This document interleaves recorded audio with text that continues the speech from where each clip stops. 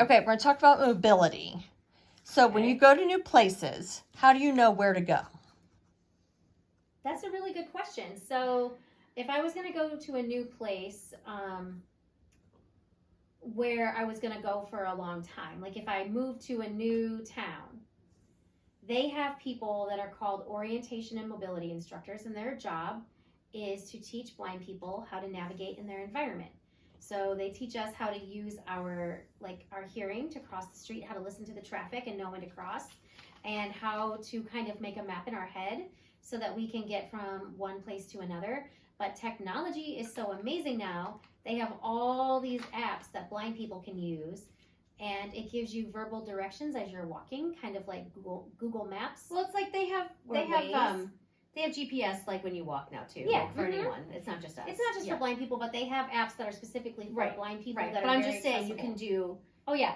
Like a person like walking can find a destination now using their GPS on their phone. Yes. And that's similar to what we have access to as blind people.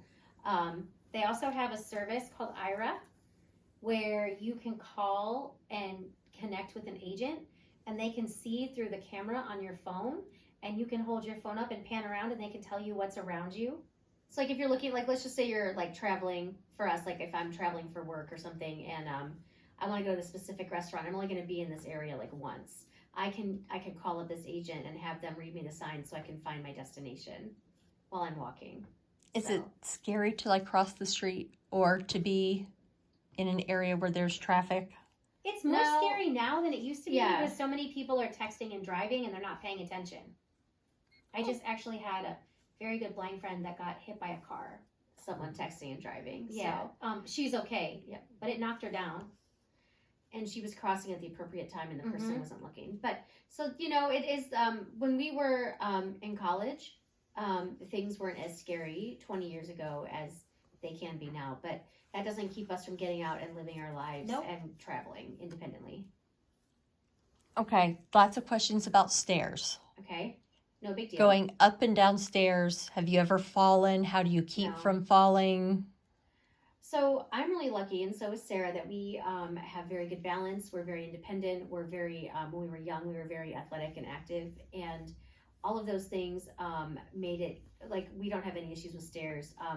In fact, our parents, when we were little, couldn't keep us off the stairs. They'd have gates at the top and the bottom, and we'd climb the gates when we were like 2 so we could play on the stairs.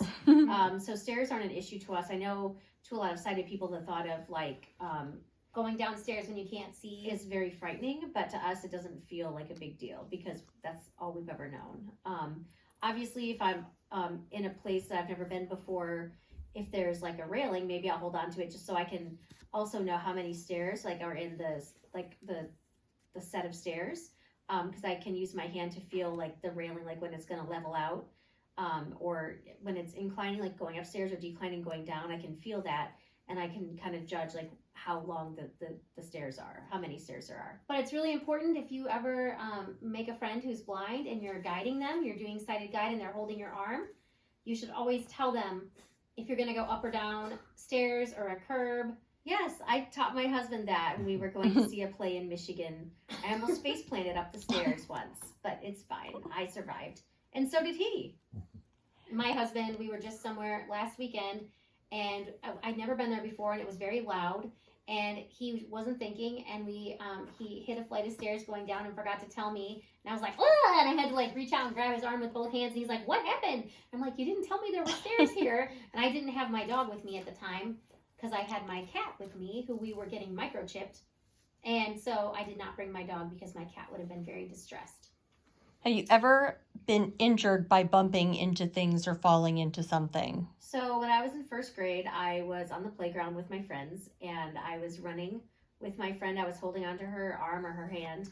We were running to get the high swings because they were the best, and she ran herself around a pole but forgot about me, and I hit the pole with my face and knocked out one of my front teeth. And that is the worst, I know, like, that is the worst experience I've ever had in my life.